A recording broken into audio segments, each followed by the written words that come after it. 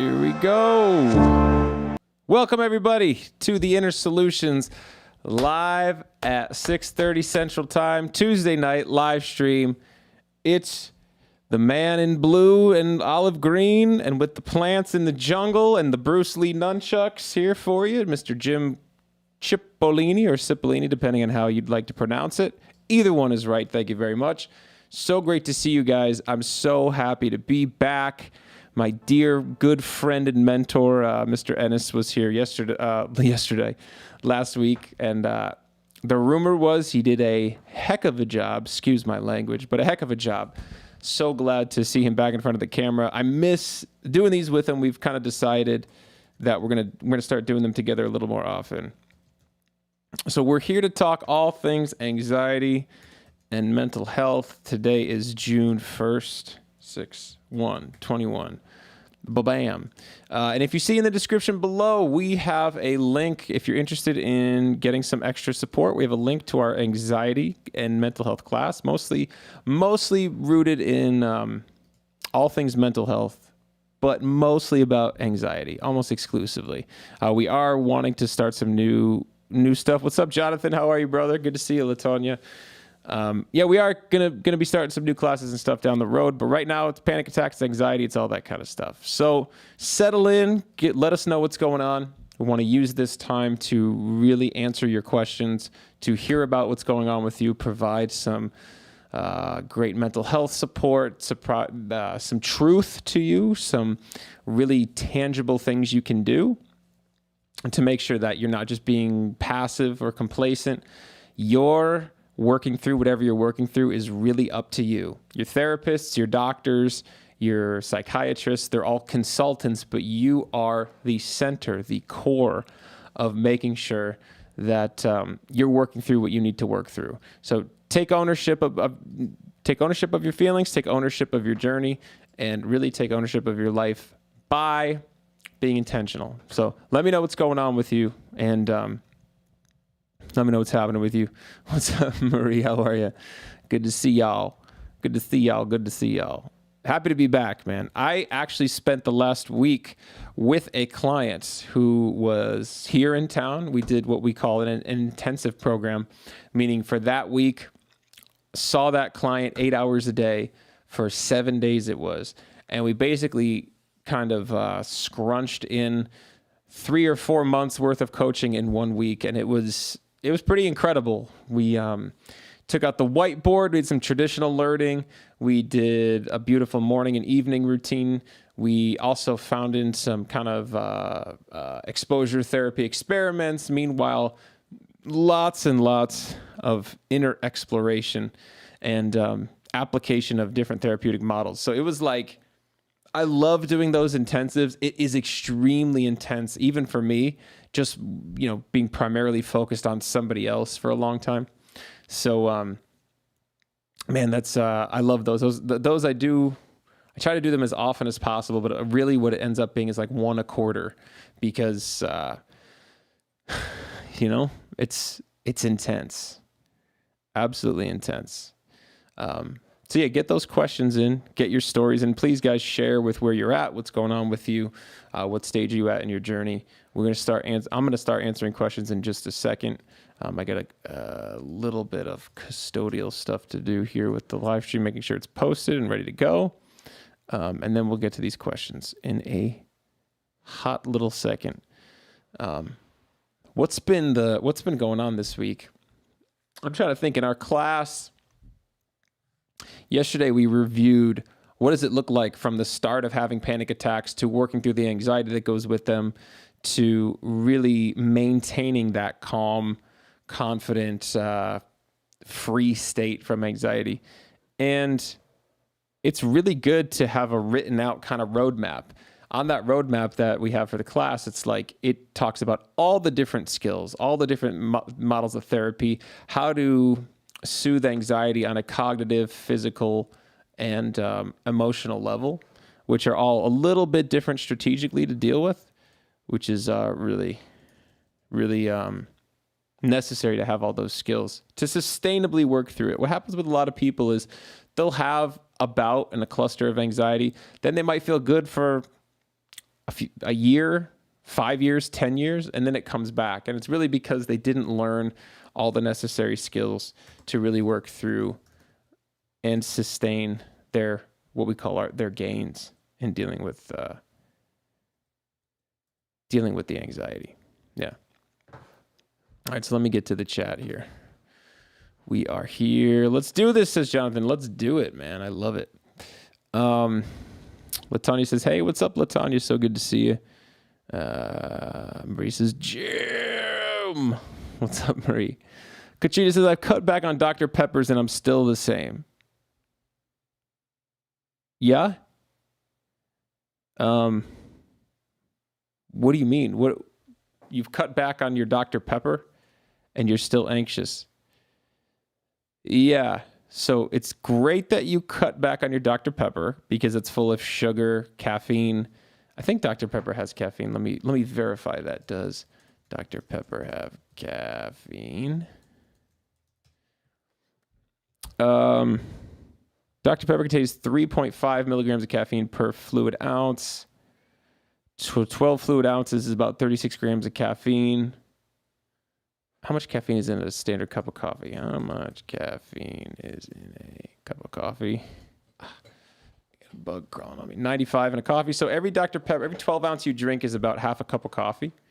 So first of all, I don't think we talked about cutting back on Dr. Pepper being the cure. I felt it to be one ingredient in the recipe for the getting over anxiety stew that you're trying to cook. And so I'm glad you cut back. The sugar is a huge deal and the caffeine is a huge deal. But that's a piece of the puzzle. So what else are you doing, Katrina? Really glad you cut back. And I would also say cut back versus eliminate. I would eliminate it completely, forever, the rest of your life. No judgment. But as far as anxiety goes, Dr. Pepper is not great. I was drinking 12 to 15 cans a day. Now I'm drinking 4 to 5. Yeah. So again, still a lot. If you think about it, if you're drinking 5 cans, that's about 2.5 cups of coffee to a body that's anxious. But we haven't even touched upon what's the diet that you're eating. Are you getting physical exercise? What are some of the techniques you're using besides that? Therapeutic techniques to soothe yourself.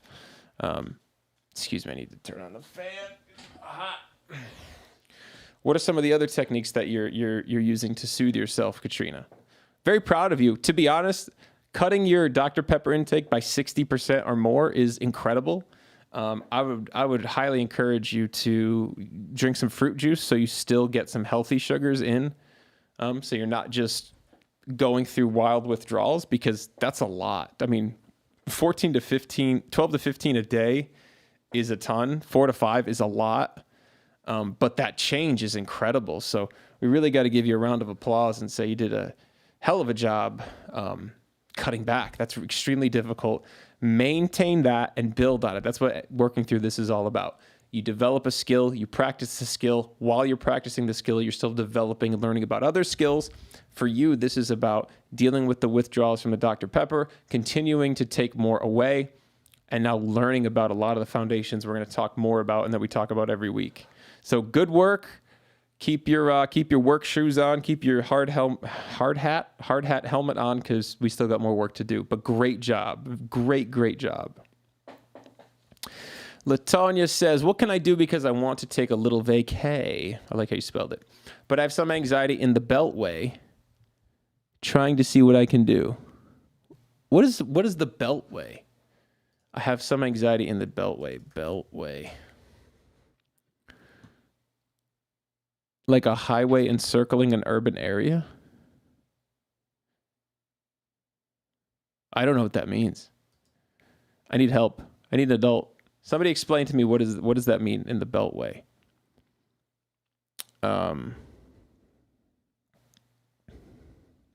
Yeah, help me understand what you mean by that, Latanya. What can I do because I want to take a little vacation, but I have some anxiety in the Beltway, trying to see what I can do. So there's a lot of things you can do for a vacation that don't include like super crazy travel.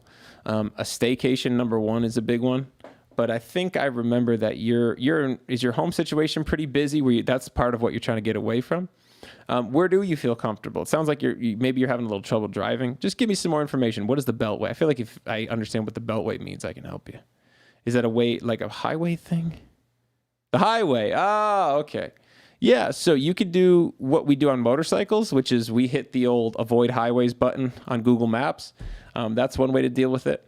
And we do that just because highway driving on a motorcycle sucks. That's one way if you want to work around it. I would say in the vein of what you're trying to do is you balance both. Try to drive on the highway a little bit. And if it's just too overwhelming, get off for a while, then try to get back on, then get off, then try to get back on and get off. And just use the vacation as a way to do a little bit of exposure therapy, just a little bit. There's a lot of options though. And there can be a vacation going down the street and staying at a neighbor's house. I mean, you could rent an Airbnb or just go stay at a hotel in town. But I would recommend try to find just, I don't know where you're at geographically, try to find something that's within a reasonable distance.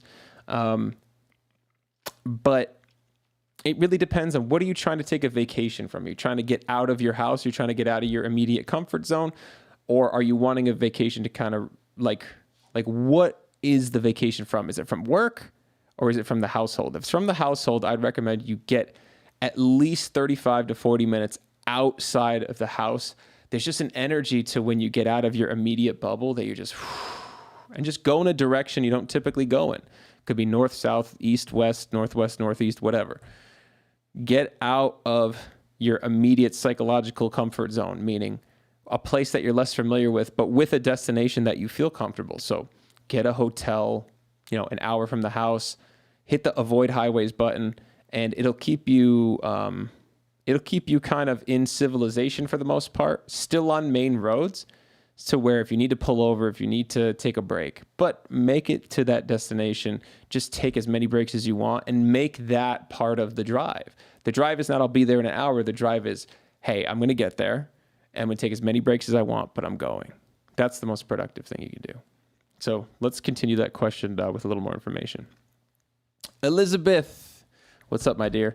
How to calm anxiety when you have a physical pain going on. Hurt my back, have a shoulder blade injury, and anxiety gets the best sometimes. Tell me a little more, Elizabeth. So a lot of times anxiety manifests as like a muscle tension pain. I've worked with somebody who has developed this really deep pain behind their heart. And so what ended up happening is they were sure there was something more intensely wrong with them.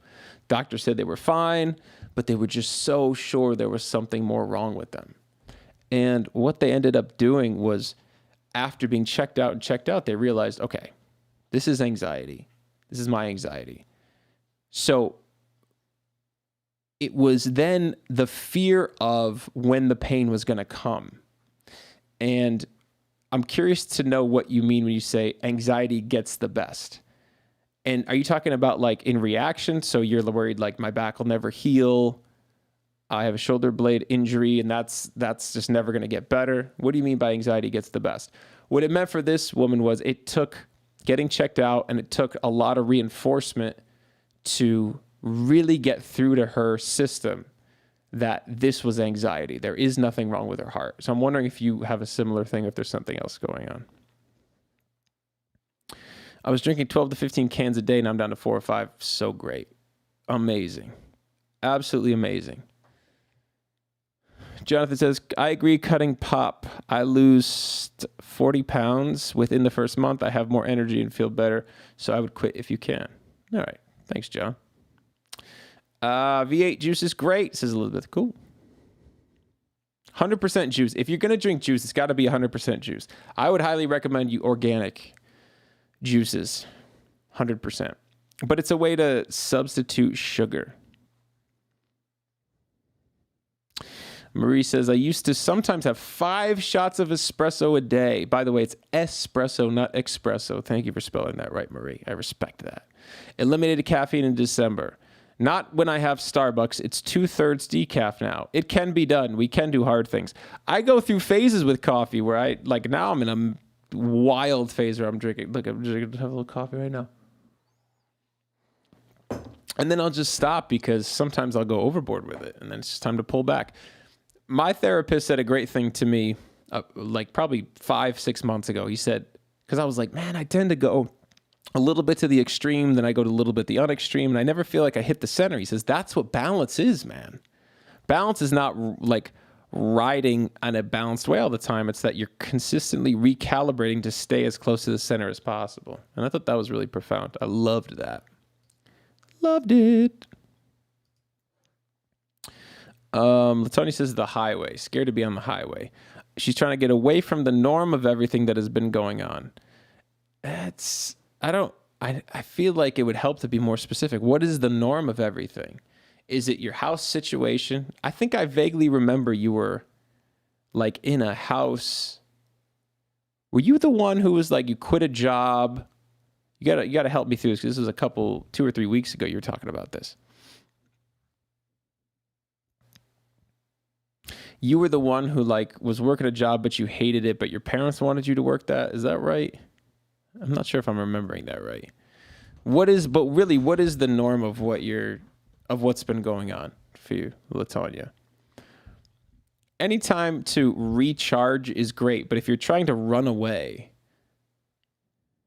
not great. You really need to, you can exit to recharge and then re-engage. But if you're trying to run away, there is no perfect place to go. Because again, wherever you go, there you are with the same things going on. But to recharge is a fantastic idea. To recharge, regroup. Guys, write this down, write it backwards on your forehead. Regroup, recharge, regroup, recharge, regroup. On a micro level, meaning minute to minute. On a macro level, meaning day to day. And on a massive level, meaning in these phases of life that we go through. The regroup and the recharge is so important.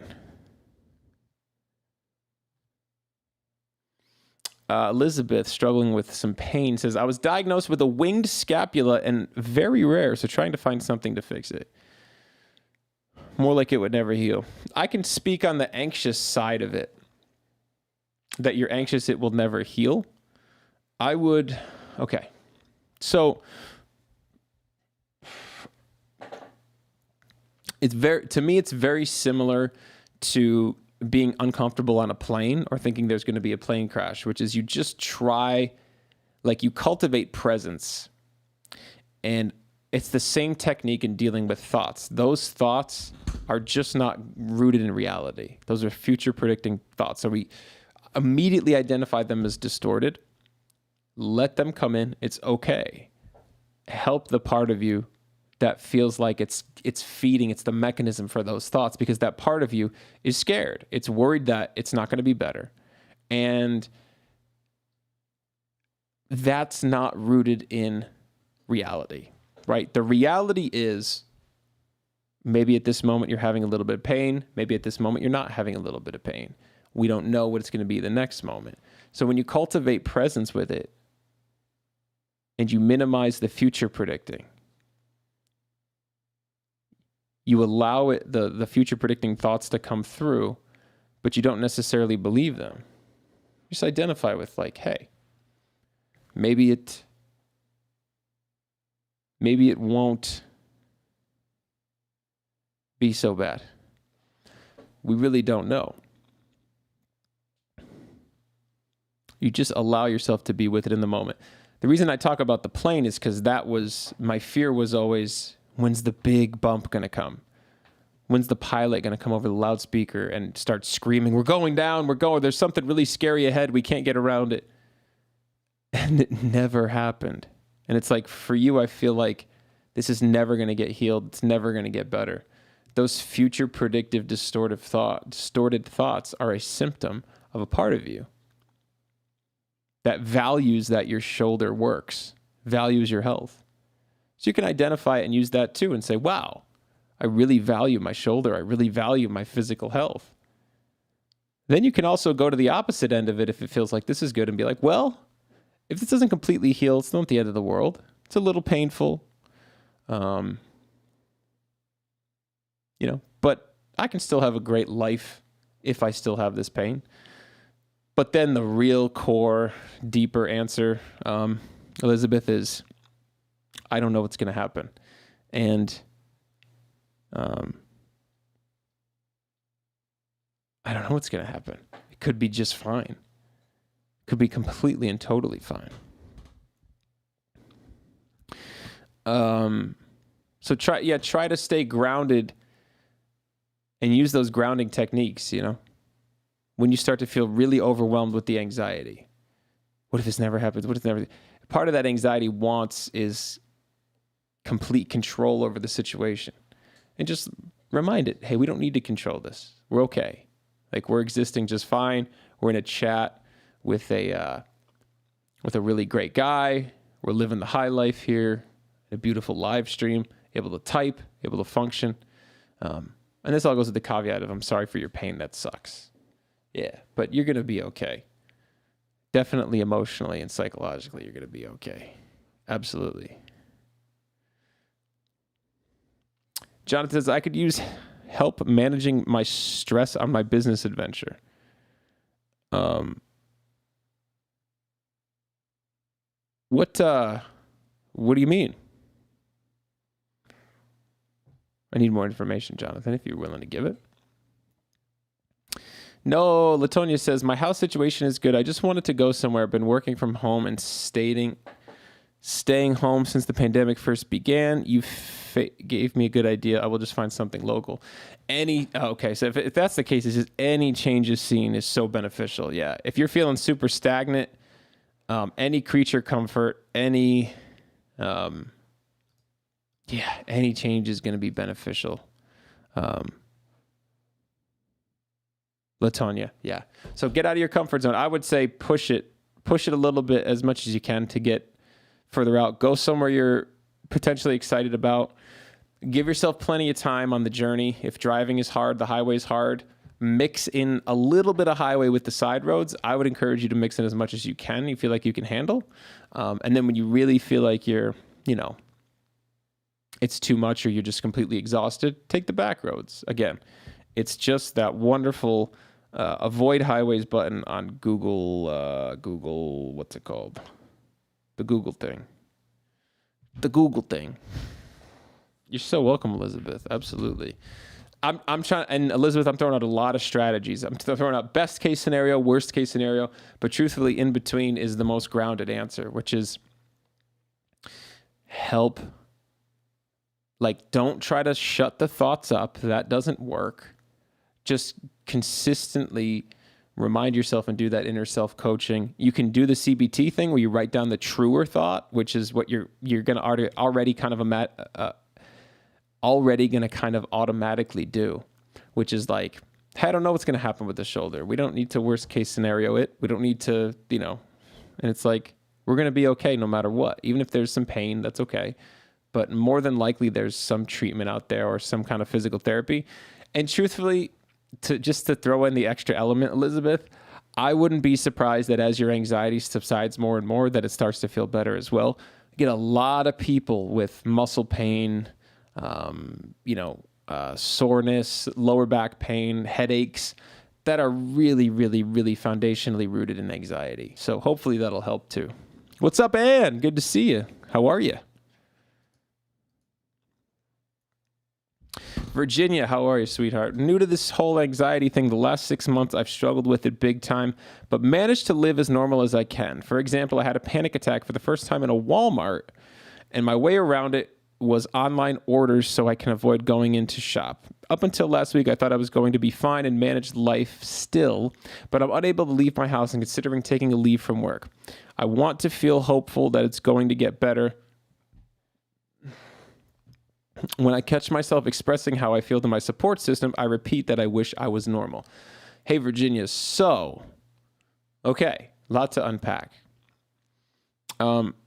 Sorry you're struggling. That comes with number one. I've been through it. It sucks. It's why we started this company. It's why we do this live stream to help support. And if there's other ways we can support you, shoot us a message on this page in Facebook or just pop it in the chat, whatever. There is actually a link to hear more about different resources we have. And also, Virginia, what I want to do and what I want to do for everybody is pop in a free copy of our audiobook and ebook, The Panic Response Plan. I'm going to pop that into the chat right now. Check that out. That's absolutely free. The sound is bad? What's wrong with my sound? My sound is it really bad? Guys, is the sound terrible? Or is that just Ann? Sounds pretty good on my end.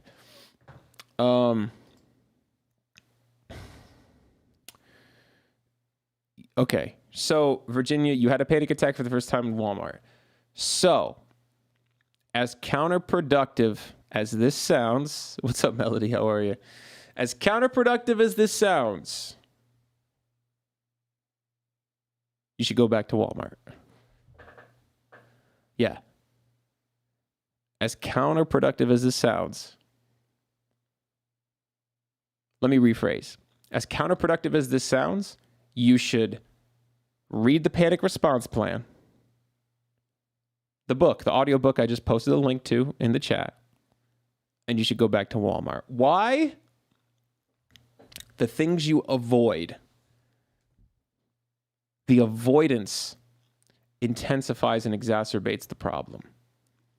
So, in your mind, Walmart is the scene of the crime. You had a panic attack there. The truth is, you had a panic attack. And in that panic attack, you were 100% safe. Panic attacks don't kill people. They don't make you go crazy. They don't make you lose control. It's uncomfortable. All the physical sensations you felt during the panic attack, where you thought maybe you were having a heart attack, maybe you thought your body was malfunctioning and shutting down, it was just your body releasing adrenaline and other chemicals, glucose. So, if you start avoiding all these scenarios and situations more and more, what happens is you get actually reinforce the fear and the anxiety. Now, that being said, Virginia, I don't want you to go in and do these what we call exposure therapy experiments, where you go back into exposing yourself into things without the skill set, without the tools necessary to get through it more safe. That's why I say read the panic response plan. If that doesn't resonate with you, find more support.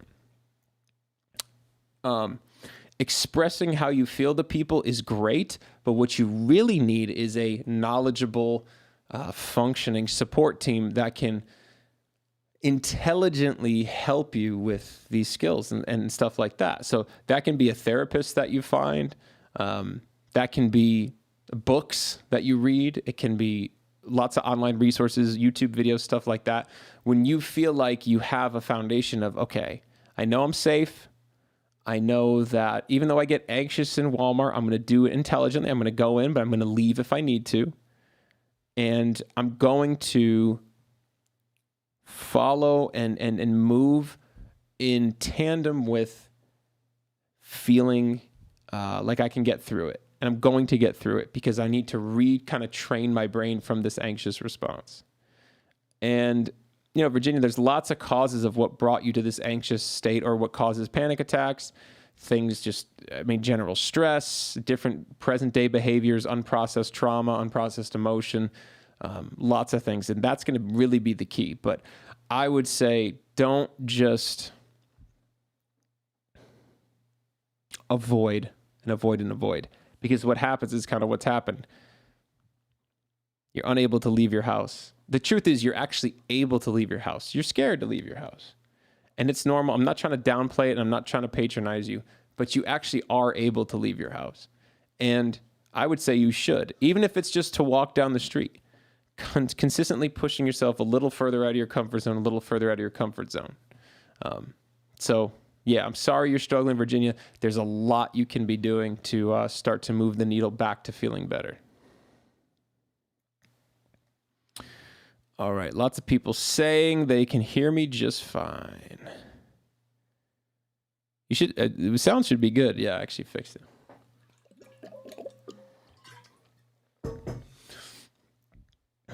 All right, and it says good. Melody says it sounds normal. What's up, Melody? Elena, how are you? Elena Santa Cruz. ¿Cómo estás? ¿Qué onda?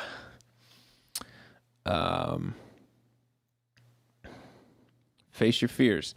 Jonathan, did I skip your post? You're talking about your stress in your business, needing to hire, but not big enough yet. Also, credit is not good enough for a loan for equipment needed to grow and expand. And you were talking about I could use help managing my stress on my business adventure. I mean, it's really like, we started our business and we had a lot of anxiety, but it's the same strategies, man. It's like, it's just as simple as you do what you can and you try to not predict the future, meaning don't predict failure. You just do what you can. For us, it's like we started really grassroots, man. Really, really grassroots. And just hustle, the things you do now to make it succeed are not the things you're going to have to do in 3 years to make it succeed. So just make it happen. But just no future predicting, no need for, like the part of you that does the negative future predicting is wanting to kind of just, protecting you from, really protecting you from the pain of failure by predicting failure a lot of times.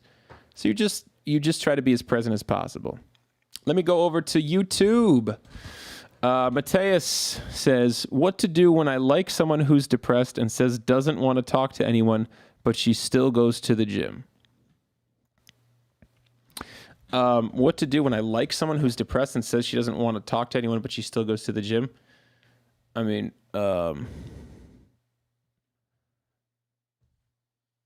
there's a lot you can do.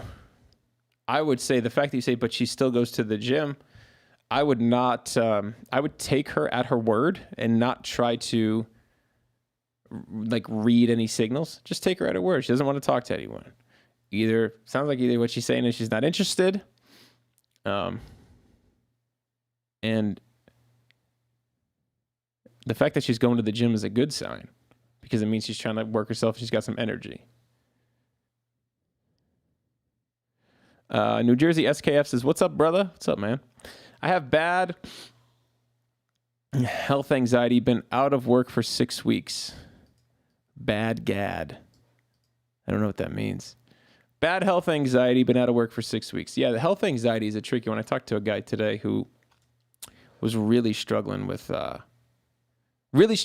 anxiety. So health anxiety is, really no different than any other anxiety. We always recommend you get checked out, right? So if you're thinking like something's wrong with your heart, get checked out. Go to a cardiologist, get a second opinion. If you're just frozen with you're calling the ER a lot, or you're scared to leave the house, and it really depends on what it is. A lot of people are really scared of COVID. Most of the people we deal with, when they have their panic attack, they're really scared of their heart, something being really wrong with their heart.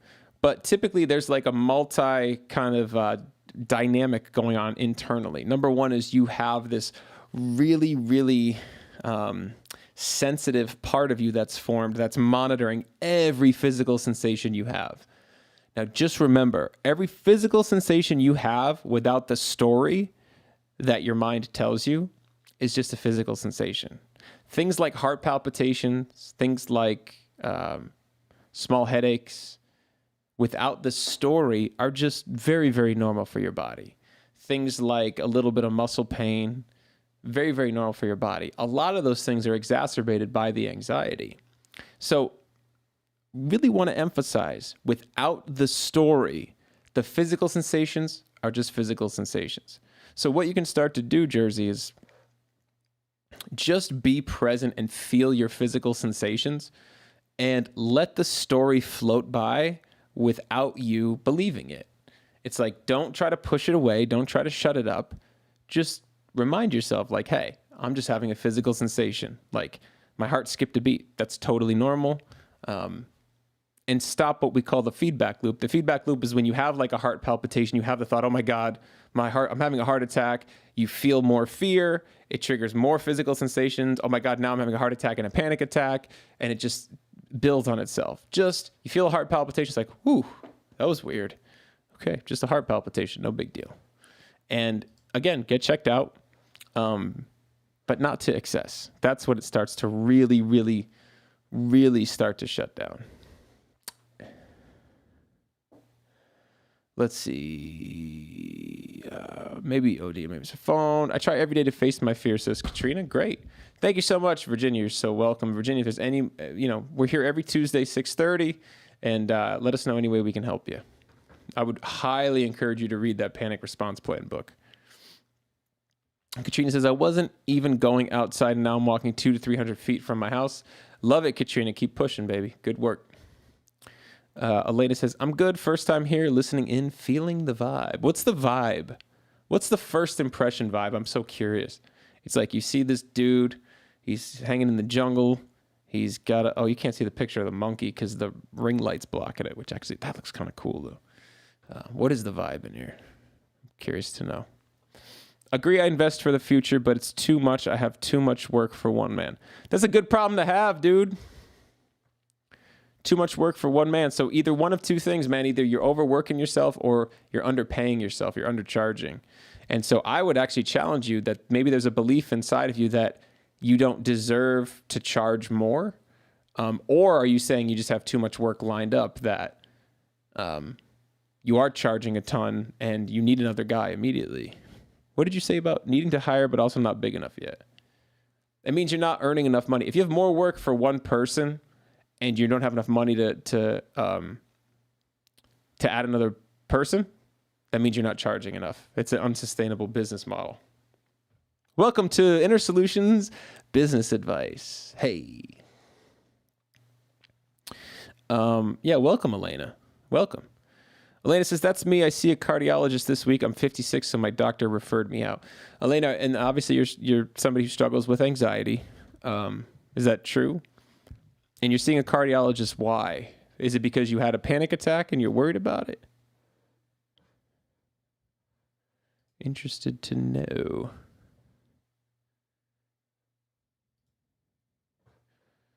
Very interested to know. It's so how I feel with the conversation, everyone's response, it's a vibe to me because I have experienced so much anxiety and stress because of COVID. Yeah, what's the vibe in here is what I'm saying. What's up, Amanda? How are you? So good to see you.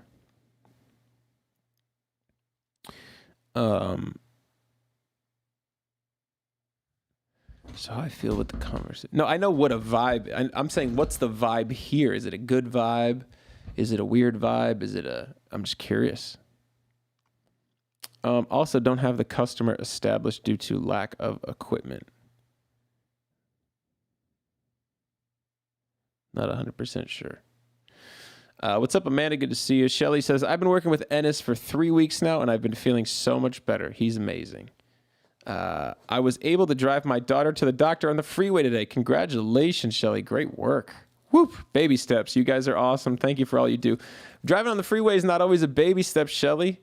I think you're kind of badass, man. I think that's it's wild. And look, I mean, 3 weeks is quick. It's amazing. Absolutely amazing.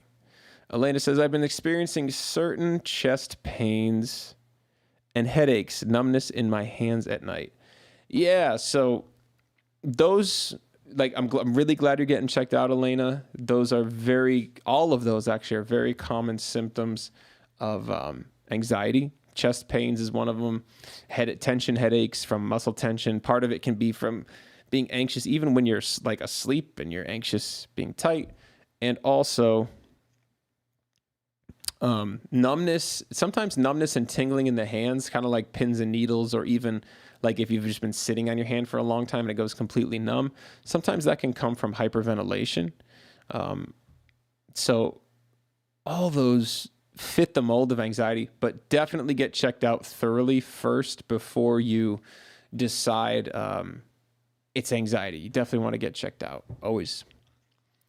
Most have a good vibe. That's so beautiful. I'm so happy to hear that, Elena. And welcome to the community. There is a copy of our book, The Panic Response Plan, in the chat. I'll post it again so you can have a fresh one, fresh link. So that book, Elena, I would highly recommend. It's all things panic attack and anxiety. 3 different main sections to help you. Really, really practical steps to take to work through and work through panic attacks and some anxiety. Really, really, really down to earth, grounded, like applicable, useful information. Not a lot of fat in that book, so I would highly recommend you check it out. Simple, glad to see you doing big things. What's up, Chris? Thanks, man. Good to see you. Thanks for popping in. As in, I need equipment and employees to put everything in motion to profit and build an agency. Yeah. I mean, I deal with anxiety mostly. I think the only anxiety I feel from you, Jonathan, is you should charge more so you can hire somebody. And there a lot of times there's kind of a psychological or emotional belief and some kind of subconscious fear of like, if I charge more, they'll say no. And that can really disguise itself as like, I know that that's true. It's like, no, you don't.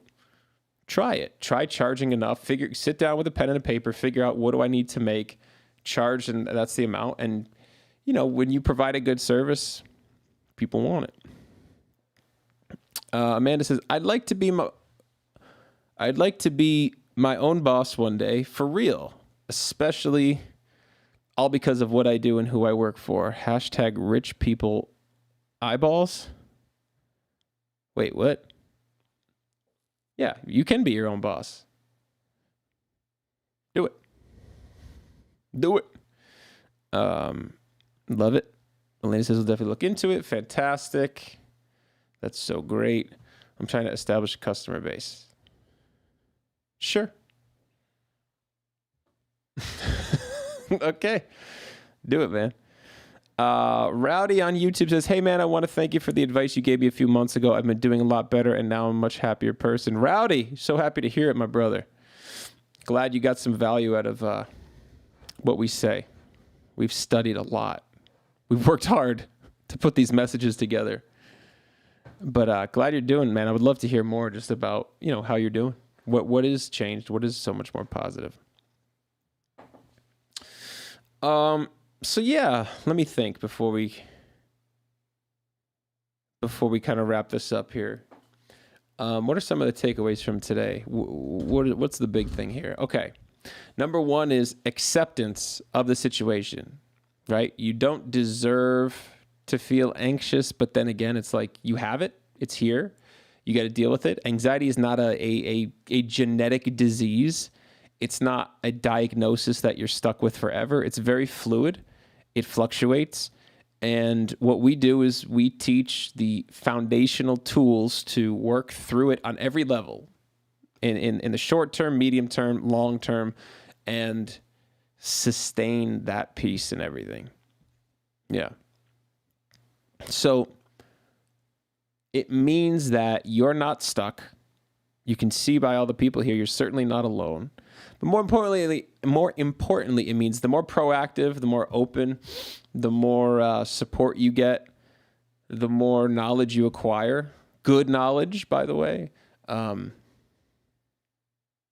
The faster and the more effective you'll be at working through this and retraining your mind, retraining your body, retraining your brain. And don't Google symptoms if you struggle with health anxiety. Stay off of Google. Talk to the experts. There's no benefit to you Googling symptoms. There's no benefit to you checking your blood pressure 8,000 times. There's no benefit to you checking your heart rate 8 million times. There's no benefit. Talk to the experts. Believe the experts. The rest is anxiety. Right? It's easy for anxiety to disguise itself as intuition, meaning like, oh, but I just feel there's something wrong with me. It's like, no, that'd be anxiety. Anxiety is, when it takes us over, it's just, we're so prone to emotionally reasoning. We feel the anxiety, so whatever the thoughts come with it must be true. You got to remember those thoughts, those catastrophizing thoughts, those worst case scenario thoughts, those all or nothing thoughts are so distorted. Those future predictive thoughts, they're so distorted. They're just not true. They're so rooted in anxiety. Let them come, welcome them in, but you don't have to believe them. Don't try to shut them up. Don't try to stop them. Beyond that, guys, I think that's where we're going to call it for today. Lots of love. And remember, no matter how long you've been struggling, no matter how intense it is, no matter how hopeless you feel, I promise you, you're never, ever stuck. You might just need some support. For Inner Solutions, my name is Jim Cipollini. There's a link to learn more about our class below. If you need any type of support other than that, if you want to copy the Panic Response Plan, if you want to check out our YouTube page, search us on YouTube. If you want to check out our training video, go to innersolutions.academy/training video, training-video. And we're here every Tuesday at 6:30 Central Time, doing this live stream, giving back to the community as two guys. Well, actually, there's more than two of us at the company now, but as the main two guys who developed these resources in this company, because it's what we wished we'd had while we were struggling. So lots of love, guys, and good mental health. We'll see you next week. Thank you guys so much. Thank you for everybody.